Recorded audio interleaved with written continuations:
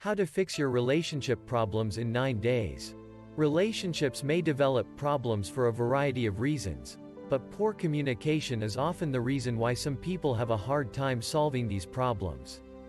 If you are in a relationship that has hit a rough patch, then you may benefit from improving the communication between your partner and yourself. You can also learn how to deal with problems as they arise in order to move past arguments and toward solutions. After things have gotten better, there are things that you can do to ensure that your relationship continues to thrive and grow. Part 1. Start communicating using these amazing steps. Step 1. Schedule time to just talk. When problems start, communication often breaks down and you may notice that you and your partner do not talk as much as you used to. To start improving your communication again, try making little appointments to chat about little things.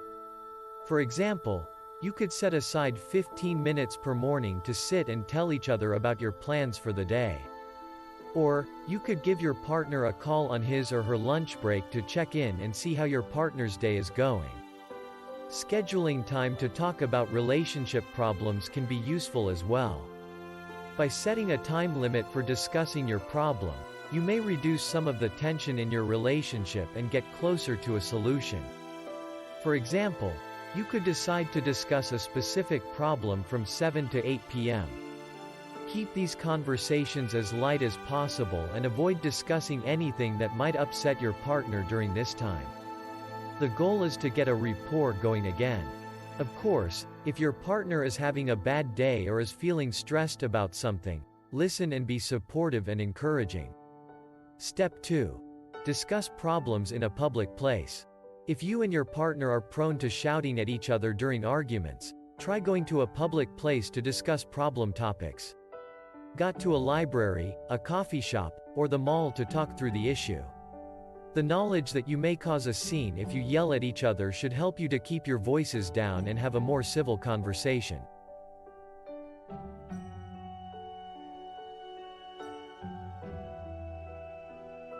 Step 3. Work on active listening skills. Problems may also arise in relationships if a partner feels like he or she is not being heard. To eliminate this potential problem, practice active listening skills when your partner is talking to you. Make eye contact with your partner when he or she is talking. Do not look away, look at your phone, or anywhere else when your partner is talking to you. Give your partner your full attention. Nod your head and indicate your interest with neutral statements, such as, yes, I see, and go on. Rephrase what your partner has just said to make sure that you have understood him or her. Step 4. Stick to I statements. Making you statements may cause your partner to feel as though you are assigning blame. This can lead to defensiveness and even a fight. Therefore, it is important to use I statements to let your partner know what is bothering you. For example, instead of saying, "You never make the bed in the morning," say, "I would really appreciate it if you could make the bed if you get up after I do." Step 5. Express your appreciation for each other. Feeling unappreciated can cause problems in a relationship as well. That is why it is so important to remember to say things like, "Thank you," and "I appreciate you," as often as possible. For example, if your partner often loads the dishwasher after dinner and tidies up the kitchen, let him or her know that you value these activities. Say something like, "I just want to say thank you for keeping our kitchen so clean and nice. I appreciate that so much." Step 6. Allow your partner to finish speaking before you respond. Interrupting your partner before he or she has finished speaking is also a common cause of problems. If you often interrupt your partner, try to end this habit and allow your partner to finish speaking before you say anything.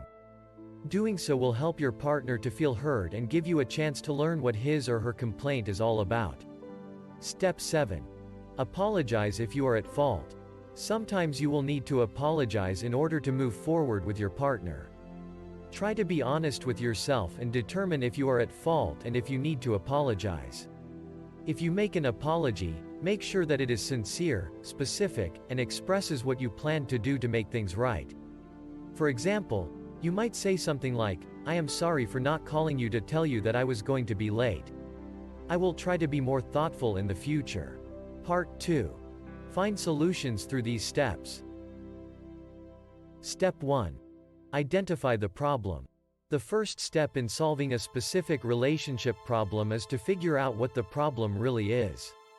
For example, if you and your partner have been arguing a lot lately, try to pinpoint the reason why. It may be different for each of you.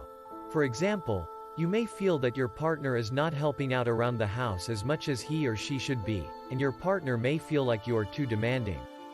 Take some time to think about what is bothering you and have your partner do the same.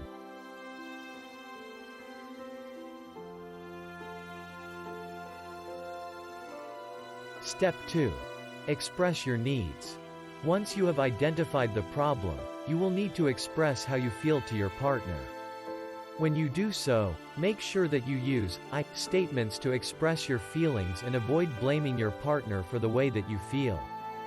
For example, you might say, "I have been feeling overwhelmed by the housework and I could use some more help from you." Your partner might say something like, "I have been feeling overwhelmed as well because of my work schedule and I feel like you don't appreciate how hard I work." Step 3. Acknowledge your partner's feelings. Acknowledging that you have heard your partner and that you understand how he or she feels is a good way to move forward. Avoid getting defensive because this will only lead to an argument and deepening resentment. Instead, let your partner know that you hear and understand. For example, you might say something like, "Okay, I hear what you are saying. I did not realize that you felt that way." Do not get defensive even if your partner responds to you with a defensive claim, such as, "You are always nagging me and you never appreciate how hard I work." Acknowledge your partner's feelings and move on. Step 4. Make a plan with your partner. Once you have expressed yourselves and acknowledged each other's feelings, you and your partner will need to come up with a plan to cut down on the frequency of disagreements and the amount of time spent arguing. Try to reach a compromise with your partner so that both of you feel like your needs are being met. For example, if your partner has been feeling unappreciated, then you can promise to acknowledge his or her efforts more often. You might also make it a rule that you will not ask your partner to do anything until he or she has had a chance to unwind a bit. Your partner might then promise you that he or she will be more consistent with certain household chores. Step 5. Keep your promises. Once you and your partner have come up with a plan to resolve your issues, make sure that you keep your promises. Otherwise, you may end up in the same place as you were before. For example, if you promised to take out the garbage every night after dinner, make sure that you do so. Otherwise, your partner may start to feel resentful and begin lapsing on his or her promises as well.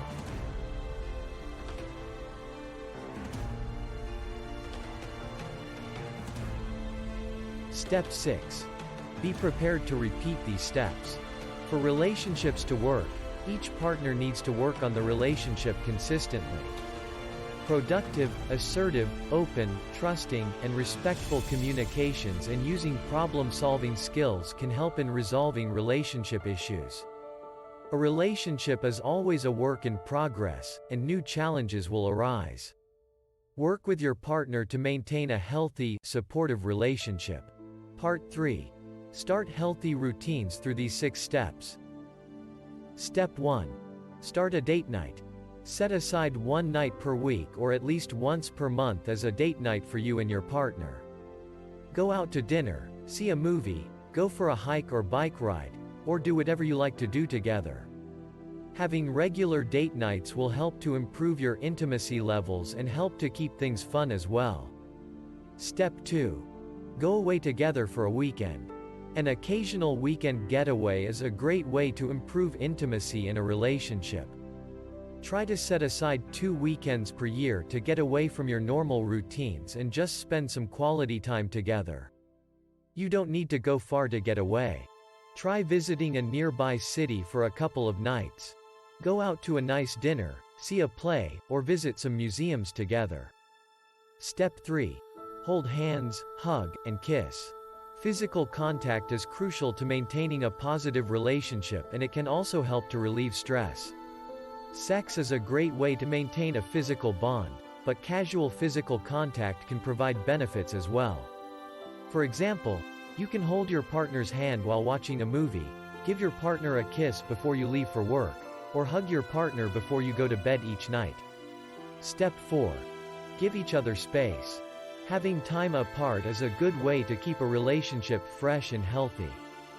Make sure that you maintain friendships and other interests so that you do not rely too heavily on your partner. It is important to have a life of your own as well as with your partner. Set aside some time each week to indulge in your own interests and spend time with your friends.